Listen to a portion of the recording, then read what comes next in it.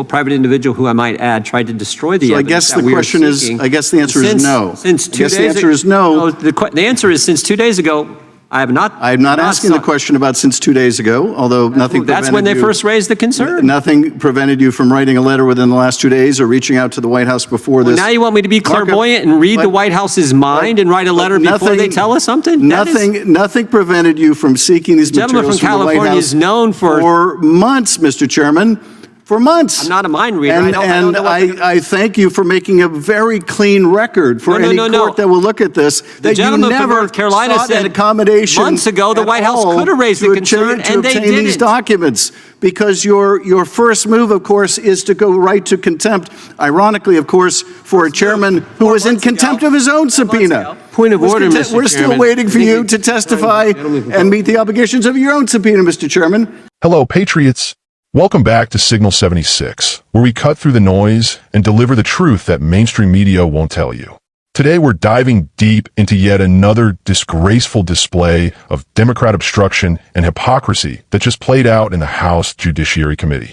What you're about to see will make your blood boil, but it's exactly why you need to hit that subscribe button right now. Smash that like button and stick around until the very end, because I've got some critical insights that will blow your mind about how the deep state operates and why patriots like us must stay vigilant. Gentleman from California withdraws a point of order who seeks recognition. Gentleman from California is recognized. Mr. Chairman, much as I don't like certain parts of the Mazars decision, it clearly applies in this case, and the committee is required to engage with the White House in order to seek an accommodation over materials held by a private party, as they were in the Mazars case, and seek to resolve this with the White House. So I would ask unanimous consent that we enter into the record your correspondence to the White House. Objection. Seeking to engage them to resolve this. And I thank the chairman for not objecting. Can you produce that correspondence to the White House asking for accommodation on these materials you sought by this subpoena?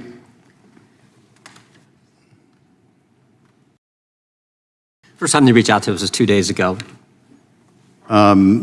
Yes, and of course the author expressed the concern that these materials may implicate interests of the executive. I think that was weeks ago. But having admitted without dissent your correspondence to the White House, can you produce that for us where you have sought an accommodation, where you've sought to work this out with the White House? Can you share that with us since that is now part of the record? Well, I thought you had it. You wanted to enter it into the record.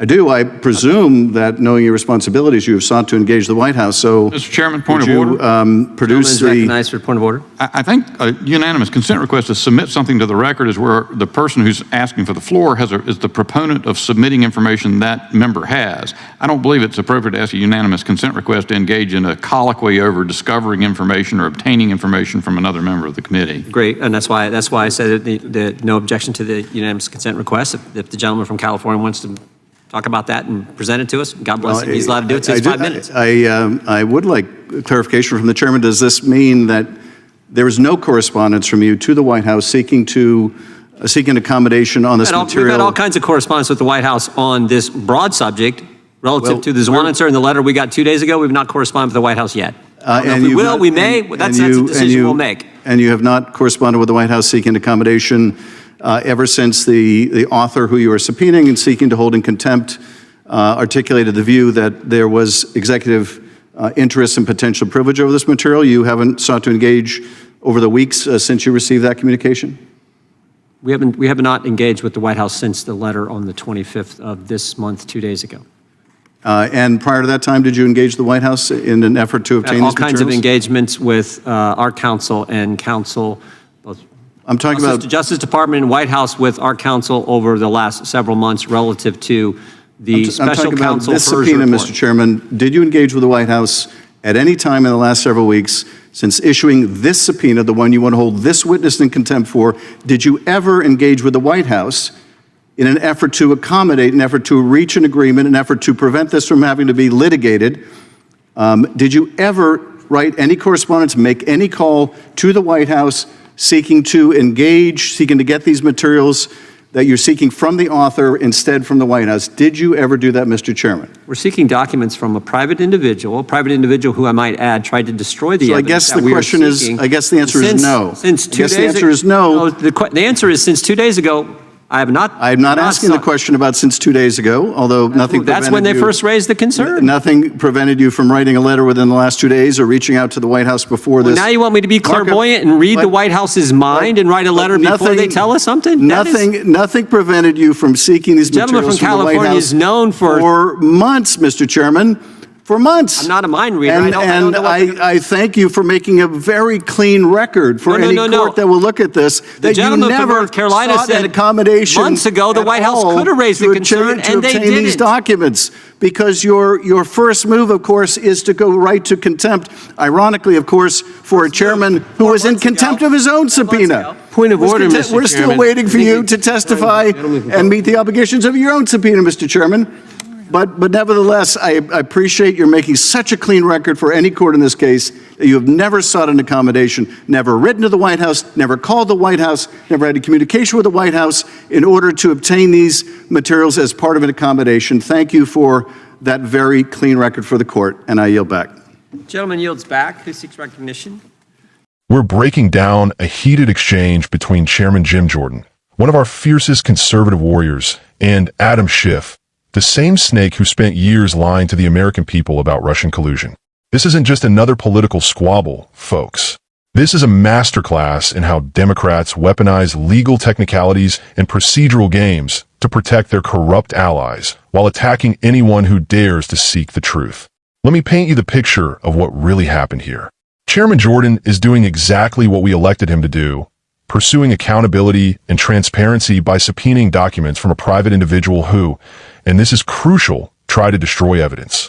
But here comes Adam Schiff, Mr. Pencil Neck himself, trying to derail the entire investigation with his typical sleight of hand tactics. Schiff starts whining about something called the Mazars precedent, claiming the committee needs to grovel before the White House and beg for accommodation before they can hold anyone in contempt. This is rich coming from the same guy who spent 4 years launching witch hunt after witch hunt against President Trump without any regard for precedent or due process. When Democrats want to investigate Republicans, they kick down doors at dawn and raid personal residences. But when Republicans try to get to the bottom of Democrat corruption, suddenly we need to follow every bureaucratic rule in the book. The sheer audacity of Schiff demanding that Jordan produce correspondence with the White House is exactly the kind of gotcha politics that patriots are sick and tired of. This is the same Adam Schiff who claimed for years that he had smoking gun evidence of Trump-Russia collusion that never materialized. This is the same Adam Schiff who read a completely fabricated version of President Trump's phone call with Ukraine into the Congressional record. And now he has the gall to lecture Chairman Jordan about proper procedures. But here's where it gets really interesting, and this is why you need to pay attention. Jordan correctly points out that they're dealing with a private individual, not a government entity. The White House only raised concerns about executive privilege 2 days before this hearing. How exactly was Jordan supposed to be clairvoyant about concerns that hadn't been formally raised? This is classic Democrat strategy, moving the goalposts and creating impossible standards that only apply to Republicans. Think about the broader context here. For months, this private individual has been stonewalling legitimate congressional oversight. They've been hiding documents, potentially destroying evidence. And now, when Chairman Jordan finally moves to hold them accountable through contempt proceedings, Democrats want to create more delays and more bureaucratic hurdles. This is obstruction, plain and simple. The most infuriating part is Schiff's smug satisfaction when he thinks he scored some kind of procedural victory. He actually thanks Jordan for creating what he calls a clean record for any court proceedings. This tells you everything you need to know about how Democrats operate. They're not interested in getting to the truth. They're interested in protecting their allies through legal technicalities and procedural games. And let's talk about the elephant in the room that Schiff briefly mentions. He has the unmitigated gall to bring up Jordan's own subpoena situation, trying to create some kind of false equivalency. This is pure projection and deflection. Chairman Jordan has been one of the most effective oversight chairs in recent memory, consistently fighting for transparency and accountability. Meanwhile, Schiff spent years abusing his position to leak classified information and spread conspiracy theories.